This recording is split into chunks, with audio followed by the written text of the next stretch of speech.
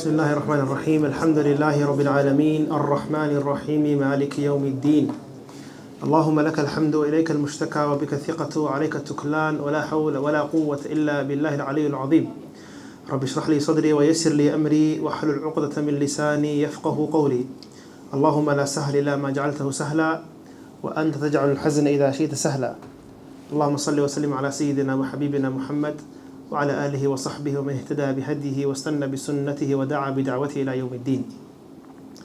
Inshallah ta'ala, this is the continuation of our weekly class where we come together and do mudhakara of some of the qasas that our Prophet Muhammad sallallahu alayhi wasallam narrated to his companions. And always keep in mind that the purpose of these stories is for us to take lessons from them and to look at them, and if we're talking about people that were righteous, to see how we can be more like them. And if we're talking about people that were not righteous but were evil, how we can avoid that. So it's very important to always keep that in mind. Inshallah ta'ala, today I will be going through a qissa that is narrated in Bukhari and Muslim and in many of the books of hadith, authentic qissa, where the Prophet sallallahu alaihi wasallam spoke about 3 men who were tested by Allah subhanahu wa ta'ala, and they went through a trial. And how they got out of this moment of difficulty. And it's going to be a lesson for us to remember, if we are ever in a state of difficulty and in a difficult situation, how we possibly could also get out of that. What I find interesting is, and I want to come back to this point later, Bukhari, he brings this hadith in the chapter of buyu' in sales and trades. I want you to keep that in mind later on. The story begins that the Prophet ﷺ said there were 3 persons who were walking and rain began to descend upon them. So there are 3 people, they're walking, and then rain started to descend on them. And when the rain started descending on them, it was heavy rain and they needed shelter. Some riwayat mention that they went out to serve their families. So they went out for a reason, and then there was heavy rain, then they had to seek shelter. So they entered a cave in a mountain. Caves in mountains are called kahf. They're called kahf. And you all know the story of the people of the cave, right? The 7 sleepers of the cave that's mentioned in Surah Al-Kahf. What's interesting is, a cave is a place where you seek protection from the elements, right? And from people that might want to harm you, like Ashabul Kahf. Why did they go into the cave? They went into the cave because the country they were in, or the place that they were in, they were being chased away because they were believers and everyone else wasn't. And so it is a place that you seek, that you go for protection. These men, they're entering the cave because of the elements of the rain.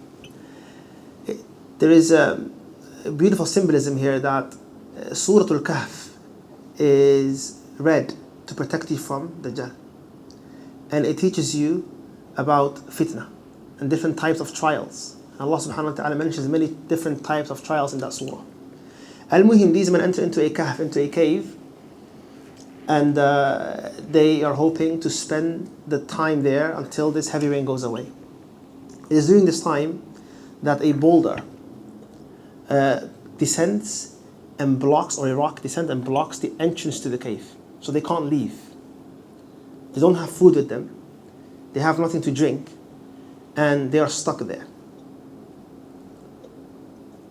And this is, of course, a scary situation, right? It's dark, it's raining, it's at night.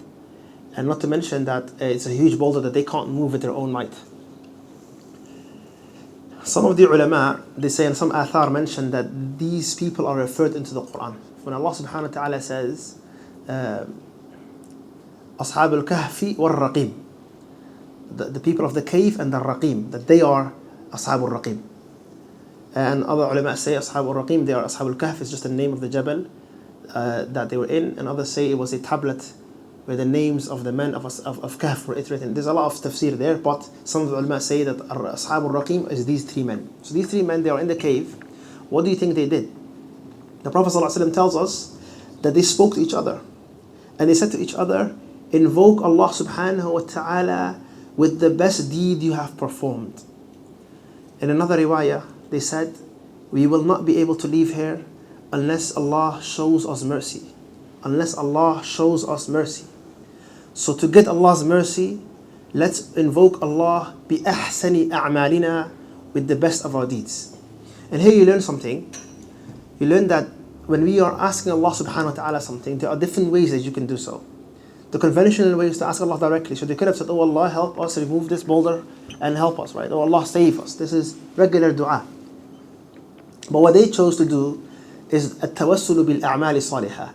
It is to appeal to Allah through their righteous actions. And this is something that is lost on many people that they perhaps don't know about or they don't do enough of. During your life, you do righteous deeds, you pray, you help people, you do actions. Now, your sincere actions, and only you know what's sincere. Because when you're sincere, especially those actions that you do privately, or those actions that you believe you've done sincerely, you can invoke Allah subhanahu wa ta'ala through them. You can say, oh Allah, I did such and such and such for you, please help me. Oh Allah subhanahu wa ta'ala, I prayed this time for you alone. Oh Allah subhanahu wa ta'ala, I helped that person and you were aware. Oh Allah subhanahu wa ta'ala, I did this, please help me with this and this. This is something that we can all do. And I encourage you all to do more of, right? But to be able to do that, what do you need? To be able to invoke Allah through your righteous actions, you need to be doing what? Righteous actions. You need to do. So that means that you need that zad. You need to do many righteous actions. And ikhwan, if you like, the best righteous actions are those that you do privately, because you know they're sincere. So have something that is between you and Allah. Have something that is between you and Allah.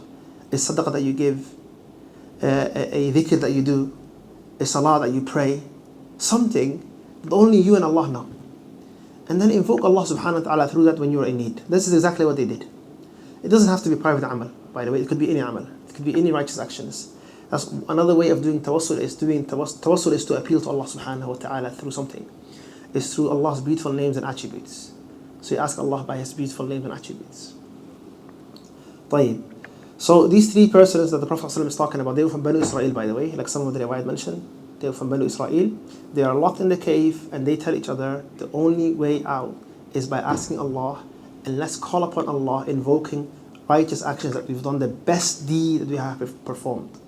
So one of them started speaking now. One of them started speaking, and you're going to learn about his dua. And he started saying, oh Allah, my parents were old. My parents were old. Some riwayah mentioned they were old and weak. كَانَا كَبِيرَانِ ضَعِيفًا. They were old and weak. He said, and I used to go out grazing for my animals. So he was a shepherd. He had some sheep, and he used to go out and graze for the animals, for his animals and his livestock. And he said that on my return, I would milk them and take the milk in a vessel to my parents to drink. And only after they had drunk it, I would give them the rest to my family and my wife. One day, I was delayed. And I disliked to wake them up. I've read a riwayah in one of the Zawaid. It mentions the reason he was delayed was ghayth. It was heavy rain. He was delayed because of heavy rain. Al-Muhim, what was his routine? He would come back from herding his animals. He would milk them. He would put the milk in a vessel. And then he would start with his two parents, give them first. Then he would give it to his children and his wife. So his parents would always come first. And he said, one day I was delayed, and on my return I found my parents sleeping. And I disliked to wake them up. So his parents are sleeping, he has the milk ready, and as usual, they go first, they drink first. But this time they're sleeping. And he came late. So the reason they're sleeping, why couldn't they, perhaps it took too long, they were tired, they slept. He says, I disliked to wake them up. And the children were crying. They were crying. تحت رجلي, or near my feet. So his children are crying. Crying why? They were crying جوعا, from hunger. They want the milk. And he said, that was the state of affairs. That was the state of affairs that we were in. Me waiting for my parents to wake up, holding the vessel, my children crying, and my parents sleeping, until it was the dawn, the Fajr. And then they woke up, and only after I gave the milk to my parents did I then give it to my children and wife. So this man, he's invoking Allah through his deed of how he respected his parents, how he preferred them over his own children. And this is what he is stating.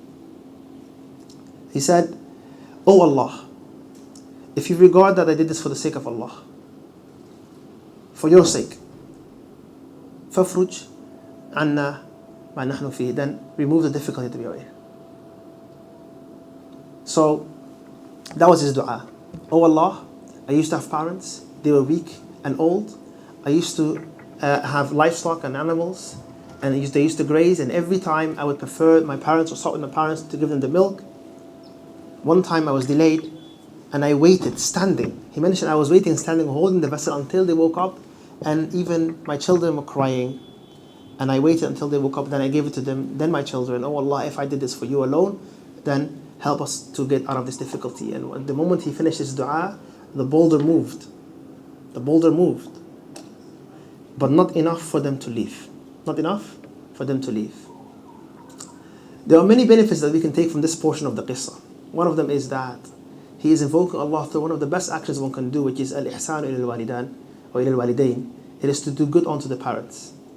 And you can tell how far this man went, and the fact that his parents lived with him, that he was taking care of them, that he was putting them in front of himself, his children and his wife, how he respected them so much he didn't even want to wake them. All of this. But then the ulama, they discussed, why didn't he give the milk to his children if they were crying? Why didn't he give them to his children and then wait? The Imam Ibn Hajar al-Asqalani, he mentions the reason is, and he speculates, why wouldn't he do it? He says it could potentially be that shar'u man qablana, that the shari'as that came before us, that they had different rulings related to us. And what this means is, every time Allah subhanahu wa ta'ala would send a messenger, some of the rulings were different. So the amount of prayers might be different, the style of fasting might be different, what is haram and halal might be different. This is why when Prophet Isa came, one of the things that he said to the Bani Israel was, وَأُحِلَّ لَكُمْ مَا حُرِّمَ عَلَيْكُمْ. So I will make halal for you that which was made haram in the Torah, right? And many of the things that were haram for the previous people is not haram for us. So the legal issues and the haram and the halal can change from one nation to another nation. But what doesn't change? The aqa'id don't change. That which we believe in don't change. But what does change is what we should do and what we should not do. So he's saying perhaps in their sharia they had to put their parents first in these types of matter. But for us, for example, if your parents are sleeping, you are allowed to give your children the milk. That's one interpretation. Another interpretation that he mentions is that perhaps the children were crying, but maybe not out of hunger. But then some of the riwayat actually mention hunger, so that's not a strong opinion. And finally he said, perhaps they were hungry, but not to the level where he has to give it to them. Right? Maybe they were just somewhat hungry, but enough for them to wait. And Allah knows best. But what's clearly here is, what you can see is, how highly this individual regarded his parents, and how much he respected them, and how much he wanted to do ihsan for them.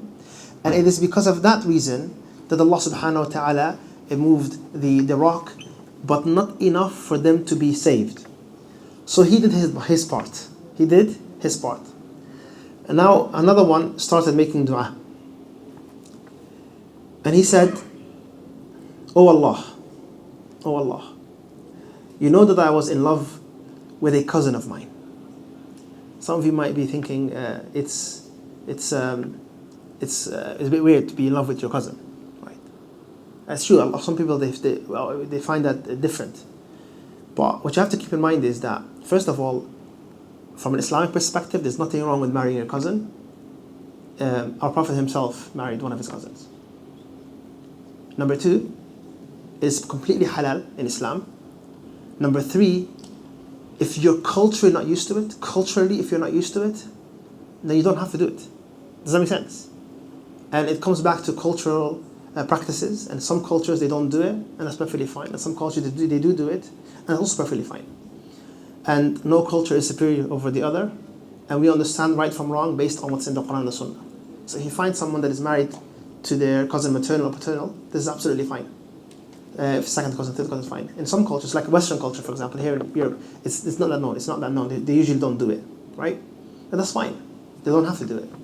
But in a lot of the Eastern cultures, in the Middle East and Africa, it happens. And like I said, if you, as growing up, are not used to that, then that's perfectly fine. But what you're not allowed to do is think that is wrong.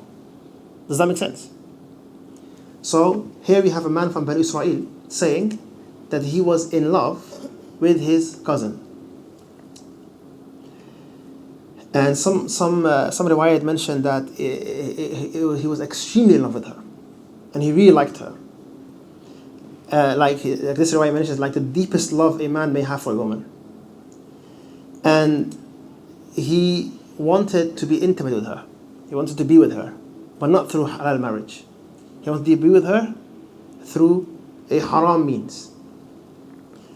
And she was in a situation where she was financially desperate. She was in a situation where she was financially desperate. And she went to her cousin, this man who's trapped in the cave, and she said to him, help us out. In fact, the riwayah of Nu'man ibn Bashir mentions that this is far later. So he liked her for a very long time, but she was never interested. She got married. She had children. She got married. She had children. And then poverty struck her. Really bad poverty struck her and her family, to the point where they needed help, and he was rich. So she comes to him after so long, just to him, listen, my children are starving. We are in desperate times. Help us. And he told her that he was going to give her 120 pieces of gold, golden dinar. But the price is that she becomes intimate with him. And she refused. And she went back. But out of desperation, she came back again. And he said, listen, I'm going to help you out, but you know what I want. Here's the money, but you know what I want. And she kept on coming back. And in the end, she felt that she had no choice. Her children were starving. They were in extreme poverty. She was desperate. So she agreed. And he then mentions that when she agreed, فَاكْتَشَفَهَا, he removed her clothing. And she shook. And he mentions to her, have I harmed you? No, you haven't harmed me. Some riwayat mentioned حَتَّى جَلَسَ بَيْنَ رِجْلَيْهَا, until he came upon her. And he said, have I harmed you? No, you haven't harmed me. So, you want the money? Yes, I want the money. What's the problem? She said, I fear Allah. Although she was desperate, she said, I fear Allah. And then he said, even though you're this desperate for the money, you fear Allah. خِفْتِيهِ فِي الشِّدَّةِ. You were afraid of Allah, and you're remembering Allah, and you're having taqwa in times of difficulty. And I can't fear Allah, and I have all of this. He has the wealth and everything. He said, get dressed. And he stopped himself. And she left, and he told her, take the money as well. She took the money. Other riwayat mentioned that this particular man, he would say, oh Allah, I've done that makhafatan minka. Oh Allah, I did this out of fear of you. I realized I was in sin. I realized what I was doing, and out of fear of you, I left that woman alone, and I gave her that money. Oh Allah, if I did that for your sake, then relieve us from this difficulty.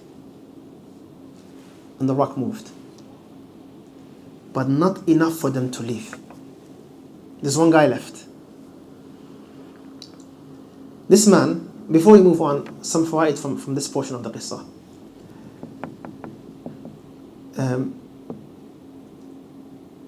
This shows you, ikhwani fillah, the danger of poverty. And often a lot of the type of fawahish that happen, and people that are forced into the type of work or the type of that is engaged in adultery, it comes out of poverty. We know many young women that are put into these types of businesses or these types of situations because of money issues. And that shows you the importance of taking care of others and ensuring that the community, that the people, that we don't leave people in a state of such poverty that they are forced to do things that they otherwise wouldn't. It also shows you that desperate times people will do desperate things. Question to ask or wonder is what she did wrong? although she was in this type of difficulty, is the fact that she allowed, or she, of course you can tell from the qissa, she wasn't interested. And the only reason that she'd done this was out of the desperate times that she was in. Is it wrong? Is it wrong what she did? There is a hadith mentioned in Bayhaqi, or an athar that's mentioned in Bayhaqi, where a similar story happened during the time of Umar al-Khattab, where a woman asked a man for water, and she was desperate. She was very thirsty. And he said, I will only give you if you are intimate with me. And she was very thirsty, and she allowed him. And then Umar al-Khattab and the Sahaba were discussing what is the hukum of this. And it was Ali ibn Abi Talib that said, Araha mukraha. I see her, or I believe that she was forced. She was forced, and to leave her alone because she was put into a situation where she had no choice. Technically, you could say she had choice and she could have died out of thirst, or she could have let her children be in poverty, but it's this type of situation that is considered to be someone that is mukrah, and Allah knows best. Another thing it shows you is that although a person might be engaging in a huge sin, that there could still be a semblance of taqwa left in them. This man who was doing this haram act, he managed to stop himself. And that shows there was still some khair left in him. If he managed to not only stop himself, but what? But give her 120 dinar, golden pieces of gold. And clearly he was sincere because it worked and the rock moved. Finally, ikhwani fillah, the final one said, Oh Allah, no doubt you know that one time I employed a worker for a certain amount of money. And when I wanted to pay him, he refused. So this man is saying, Oh Allah, I used to have an employee, and when I wanted to pay him, he refused.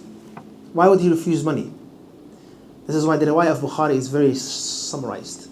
There's a longer narration that mentions the reason and the backstory. And this man, he employed many people. And he agreed أن يعملوا كل النهار, to work the whole day. And every one of them was going to get a certain amount of money and wealth for that day. فجاءه رجل في نصف النهار. So a man came to him in the middle of the day. So some were working from morning, they're working, and this man comes during the middle of the day. And he says, can I join the work as well? And he says, yes. على نصف أجرهم. But you'll get half of what the rest is earning. Is that fair? Because he joined during the middle of the day. He said, okay, that's fair. He said, he saw the رجل يعمل أكثر من هؤلاء. So this man, although he joined in the middle of the day, he started working a lot harder and doing equal amount of work as the people that were working the whole day. Anyone that worked warehouses knows KPIs. So you have to hit certain targets, and if someone is outdoing you, that doesn't look good for you, does it? So this man was working really hard. So when the day was done, he said, I decided I was going to give him the same amount of money as everyone else. Although he worked half of the time they worked, he said, I was going to give him the same as everyone else because of how hard he worked. Is he allowed to do that Islamically? Yes, he's allowed to do that. He's allowed to do that Islamically. Because, at the end of the day, if 4 people are working for you, each one of them is a separate contract. And it's whatever you agree with them. Did he agree with everyone that he was going to give them a certain amount? Yes. If he decreased from that amount, then he is a zalim. But he gives someone extra for a good work, there's nothing wrong with that. There's nothing wrong with that. But one of the workers got angry. He said, أتعطي هذا ما أعطيتنا وعمل نصف النهار? Are you going to give this person what you gave us, although he only worked half of the time? The answer would have been, yeah, but he worked a lot harder. This is the man that said, keep your money. The one that's saying keep your money is the one that worked the whole day and that got angry about this man getting the same amount of wages. So, this man in the cave is saying, oh Allah, I had an employee who refused to take his ajr. Now you know who it was. It was a man who worked the whole day, who didn't understand or wasn't having the fact that someone that worked half the day was given equal amount. And when I wanted to pay him, oh Allah, he refused to take it. So I took his money and I invested in it. And I bought cows and a shepherd and it started becoming more and more and more. So that wage for that day, he said, I started investing it and it started increasing. Because he left, so he said, I had to use the money. So I used the money, but how did he use it? Rather than eating it, he invested it. طيب. He said, I bought cows and a shepherd, and after a time that man came and demanded his money. After a long time, he came back demanding the money. So I said to him, go to those cows and the shepherd, and everything that is there is yours. So the wealth increased. The wealth increased.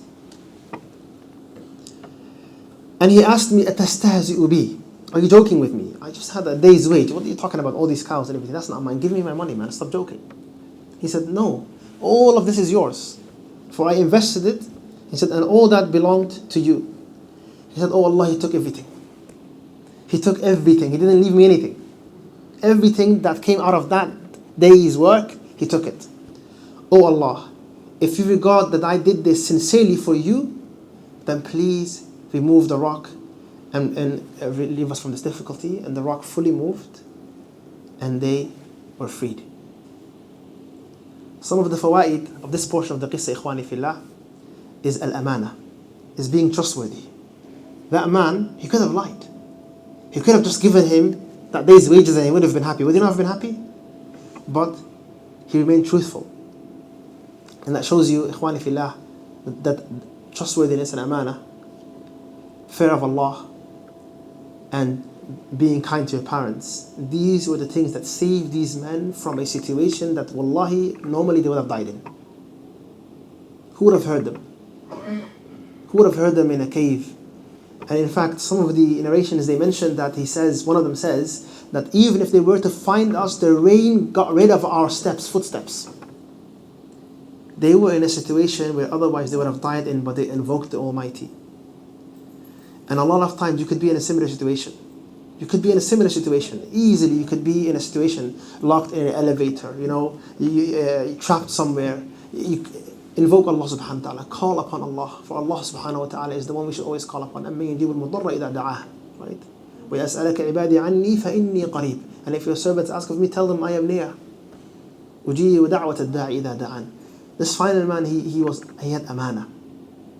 He was trustworthy. And by the way, why did Bukhari, Muhammad ibn Ismail al-Bukhari, why did he bring this hadith in the chapter of sales and trade? Because of the final portion of the hadith, where it's discussing what are you allowed to do with someone else's money, and can you do tasarruf of someone else's property, and if you do, what are some of the consequences? So this man, he took this man's wages and he did things with it. Was he allowed to do that or not? And what are some of the consequences? And one of the consequences that you can learn from that is that if Harun over here leaves, I don't know, £1,000 here, he leaves and he travels somewhere and I see it and I invest in it and it becomes 10,000, I have, and when he comes back, that 10,000, all of it is what? Is his, and it's his right to demand that. So that's why he brought it in the Kitab al-Bayur. But Amuman Ikhwani Fillah, the qissa, it teaches you that we need to seek nearness to Allah subhanahu wa ta'ala through our righteous actions. We need to do righteous actions first. And it shows you namadij and examples of some of the righteous actions you can do. Now you can be more like that first man who was so kind and to his parents, so dutiful to his parents, to the point where he would wait for them and he didn't even want to wake them. And nowadays one of us might be keeping them up because of worry. And he didn't even want to wake them for something to eat or drink. So ikhwani fillah, al-walid, remember the parents, remember the haqq of the parents. Because of the following reasons. One, there is a hadith the Prophet ﷺ said, whoever a woman gives him the opportunity to commit haram, that husn wa jamal, or that mansab wa jamal, and then stops himself out of fear of Allah, that he is among the people that will enjoy the shade of Allah subhanahu wa ta'ala, the day there is no shade except the one Allah.